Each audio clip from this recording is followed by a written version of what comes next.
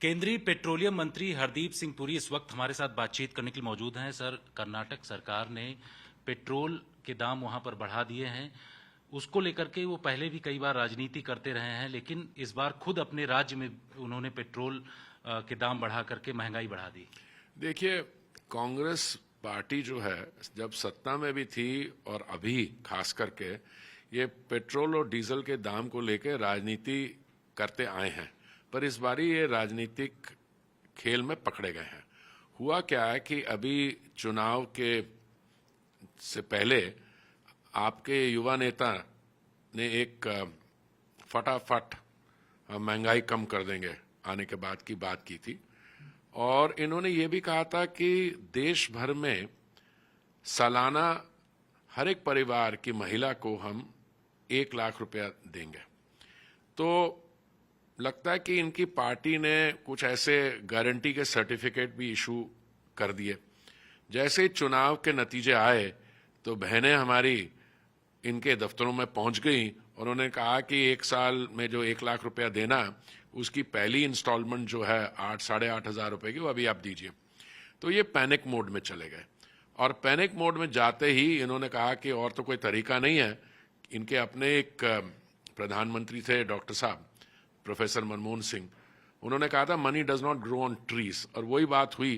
पर अभी पेड़ तो कोई मिला नहीं जिसपे पैसे उगते हों।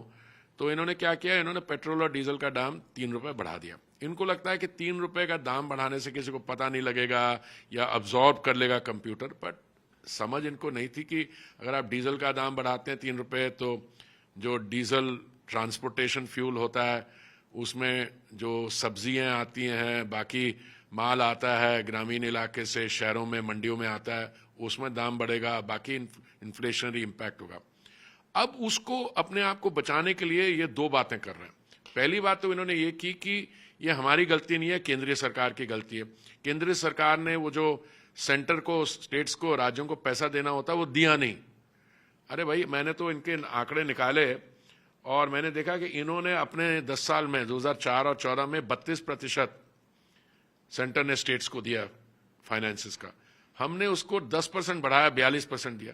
दूसरा, इन्होंने कहा कि हमारे समय इतने दाम नहीं बढ़े, वो भी मैंने आंकड़े निकाले। अप्रैल 2004 और 14 के बीच में पेट्रोल का दाम बेंगलुरु कर्नाटक में 84% बढ़ा, और डीजल का दाम अप्रैल 2004 से 2014 तक 111% बढ़ा। ये उनके 10 साल का। हमारे यहाँ 10 साल में 2014 से 24 अप्रैल सिर्फ 26% एज अगेंस्ट 84% और 43% अगेंस्ट 111%। तो ये झूठ पकड़े गए ऑन ईच फ्रंट, और अभी ये लोगों को फेस करने की जगह है रोज कोई नई कहानी छेड़ देते हैं।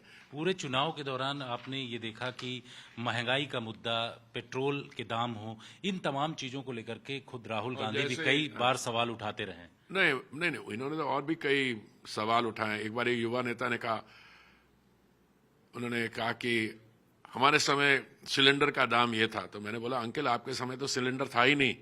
2014 में जब आपने मोदी जी ने जब दायित्व संभाला, देश भर में सिर्फ 14 करोड़ थे, और आपने सब्सिडी देखी कितनी देते थे पर सिलेंडर कर लें, तो ये तो स्कैंडल था।